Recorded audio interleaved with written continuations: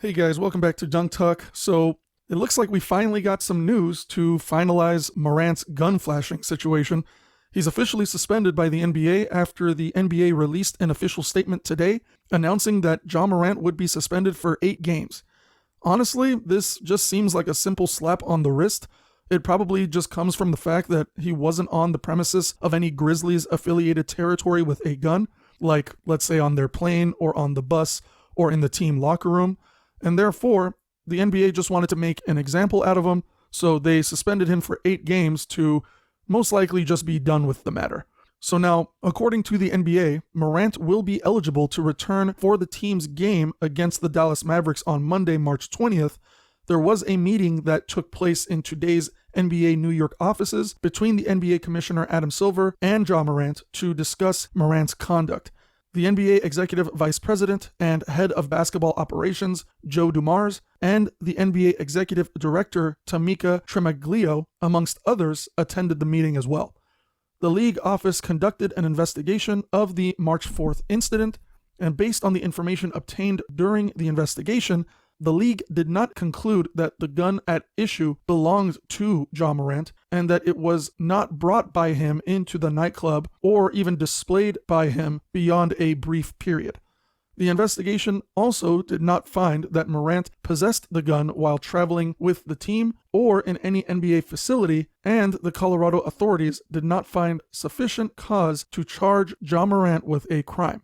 Now, the NBA Commissioner Adam Silver also included a statement that read, "Ja's conduct was irresponsible, reckless, and potentially very dangerous. It also has serious consequences given his enormous following and influence, particularly among young fans who look up to him. He has expressed sincere contrition and remorse for his behavior.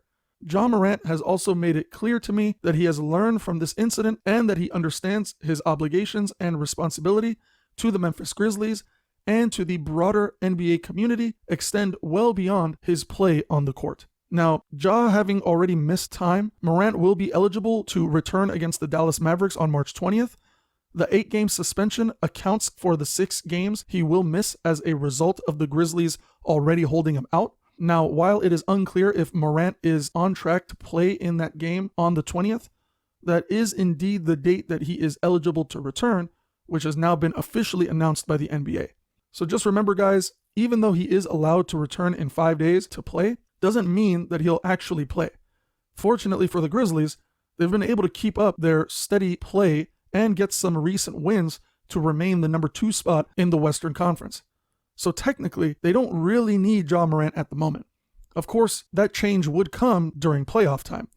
So if Ja decides to play on March 20th against the Dallas Mavericks, then they would have 12 games left in the remainder of the season.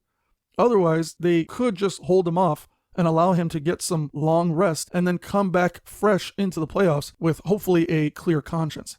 They could also play him maybe the last 5 or 6 games of the regular season, so that way he gets back into a rhythm before the playoffs start. It was also reported that while in his counseling program, he hasn't been playing basketball at all, so you don't necessarily want the guy to be too rusty going into the playoffs. But nonetheless, I'm sure all of you Grizzlies fans are excited to hear this news. I am equally excited because this guy is truly a superstar talent that deserves to play. And if any team wants to call themselves a champion this season, it shouldn't come with playing the Grizzlies without Morant. If you want to be the best, you've got to beat the best.